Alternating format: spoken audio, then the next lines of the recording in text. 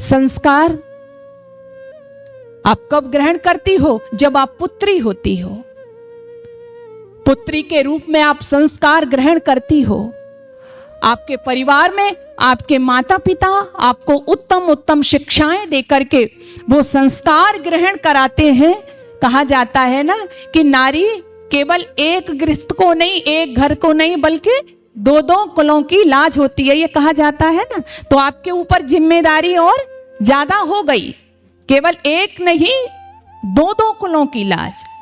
और एक और हमारे यहाँ कहा जाता था कि जब बचपन में तो माता पिता बेटी को सुंदर शिक्षा देते ही थे, सुंदर संस्कार देते ही थे, लेकिन जब बेटी को ससुराल में भेजते थे तो वहां भी सुंदर उपदेश उसको दिया जाता था।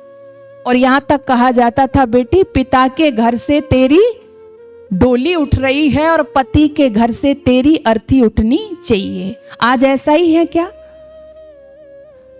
आप सबको पता है। मैं मानती हूं, मैं भी दिन प्रतिदिन देखती हूं कि कुछ घटनाएं गलत भी होती हैं।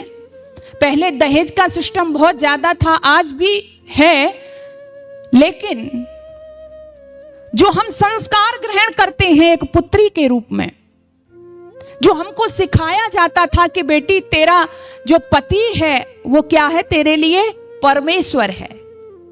मैं मानती हूं कि कमियां दोनों तरफ से हो जाती हैं, जैसा कि आज हम वर्तमान में देख रहे हैं। हमारे घर टूट रहे हैं, बिखर रहे हैं। मुझे आश्चर्य होता है, नई विवाह होता है और महीना दो महीना नहीं होता, कार्ड भी नहीं उठता कई बार तो हमारी टेबल से, और सुनने को मिलता है कि जो अमुक विवाह हुआ था वहां पर तलाक भी हो गया।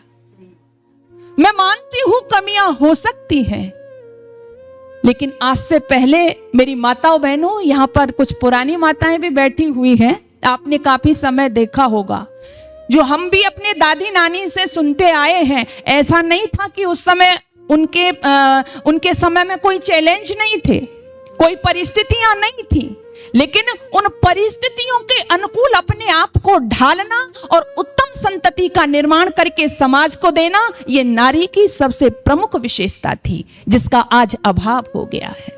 तो सबसे पहले संस्कार ग्रहण करती है पुत्री, और इसलिए भी करती है क्योंकि जो मेन उसका फाउंडेशन होता है वो माँ का होता है। संस्कार ग्रहण करके आगे आने वाली जो उसकी संतति है, फिर उसको भी संस्कारित करती है, क्योंकि वही योग्य समाज का निर्माण करते हैं।